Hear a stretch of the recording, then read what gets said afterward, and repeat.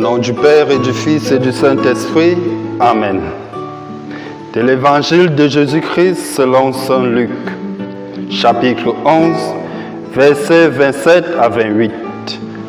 Comme Jésus disait cela, une femme leva la voix au milieu de la foule pour lui dire : « Heureuse la mère qui t'a porté en elle et dont le sein t'ont nourri. » Alors Jésus lui déclara : « Heureux plutôt ceux qui écoutent la parole de Dieu et qui la gardent. » Bien-aimés de Dieu, loué soit Jésus-Christ à jamais. En ce 6e jour, nous allons parler de Marie comme disciple de Jésus. Il nous revient de présenter Marie ici comme celle qui a adhéré à la doctrine de ce maître par excellence qui est Jésus, son Fils, et qui est resté humblement fidèle à son service. Dans l'évangile de Saint Luc, au chapitre 8, verset 21, Jésus, quand on lui annonce que sa mère et ses frères étaient dehors, il dit : sa mère et ses frères étaient ceux qui écoutaient la parole de Dieu et qui la mettaient en pratique.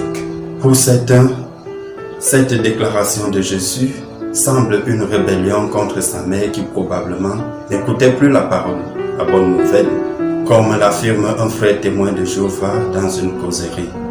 Argument qui peut tenir la route, surtout, affirme-t-il, que celle-ci se trouvait dehors au moment où Jésus enseignait la bonne nouvelle.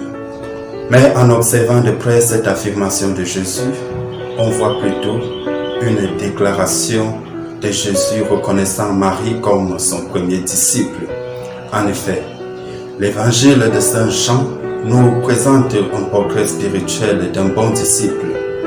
Jésus dit : « Si quelqu'un m'aime, il gardera ma parole, mon Père l'aimera, nous viendrons à lui et nous ferons notre demeure chez lui. » Cette parole s'adresse aux disciples, mais illustre clairement le portrait spirituel de Marie, confirmant son rôle de premier et de parfait disciple de Jésus. Marie, en effet, a gardé la parole de son Fils, manifestant son amour pour lui comme une servante humble, obéissante. Pour cela, Dieu l'a aimée et a pris demeure en elle. Elle a donc mis toute sa vie au service de Jésus. C'est pourquoi, à l'Annonciation, Marie adhère pleinement au projet de Jésus par son oui. Puis, elle se rend immédiatement chez Élisabeth, sa cousine, pour l'aider à mettre au monde le précurseur de Jésus.